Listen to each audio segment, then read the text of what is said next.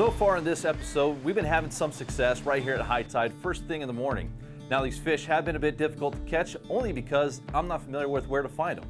So what we're going to do right now in this week's Mondo Pad is break down the structure that we're finding here in Southern Oregon and talk about where to find these fish if you want to go out there and target them yourself all along the Pacific Northwest coast. So as you can see, this is a absolutely gorgeous, beautiful inlet along the Oregon coast here just south of Brookings, and it's a fairly shallow bay. You can tell that by all the rock piles that are extending out several hundred yards off the bank here. So what that's going to mean is as the tide recedes, it's going to start exposing a lot of these rocks. Now, this is where the structure starts coming into play. As you can see, these waves are coming in, starting to crash over some of our rocks right here. And as the tide is starting to drop, these rocks will become more and more exposed.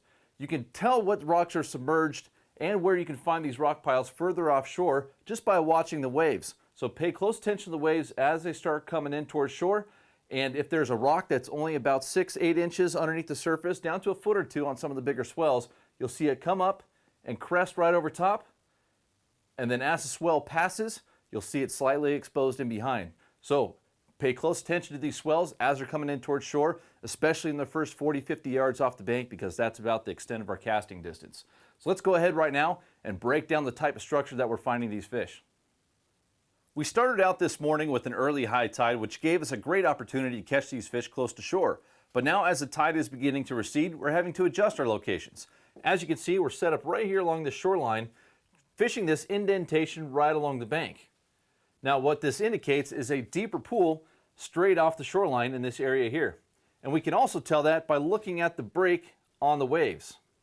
You can see that the waves on either end of that indentation are starting to crest and break right along these edges with a lower crest right there in the middle. That indicates a deeper spot in the ocean itself and a great place for these fish to lie during the outgoing tide.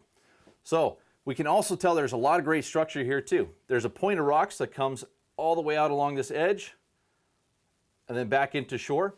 That gives us a great opportunity to target these fish where they're going to be feeding. So as you can see, the waves are going to be coming, crashing over the tops of these boiler rocks.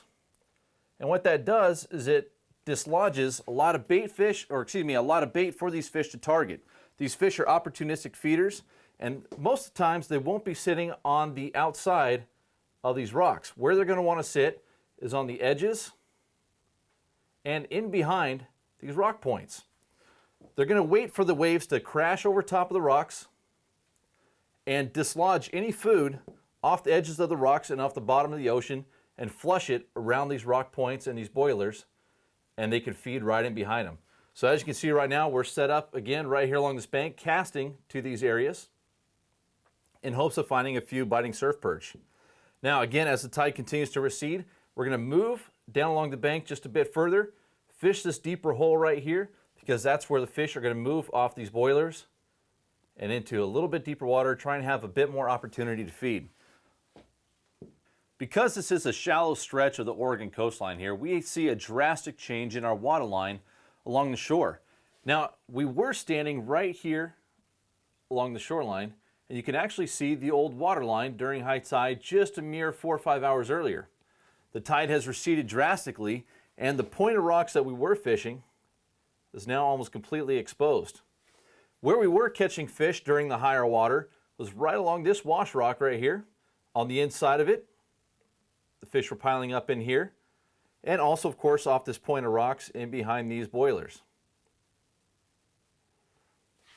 Now as the tide began to recede, of course we moved down the shoreline from this spot right here down about 30 yards or so, and we started catching them out along the outside of this boiler in this area here. Now our casting distance is limited to only about 30-40 yards in most cases.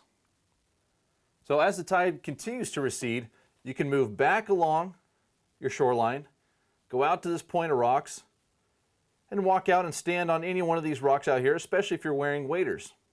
That does open up a little bit more water for you out here, so you can catch fish, these surf perch, even during low tide events. But again, the best opportunity to catch surf perch is during the incoming tide. That's when they tend to feed best. Now that we have a better understanding of how these surf perch associate the structure, let's go ahead and head on back to the action and see how we develop a pattern during our low tide and of course our incoming tide that we're going to experience a little bit later on in the day. Stay tuned, we'll be back in just a moment.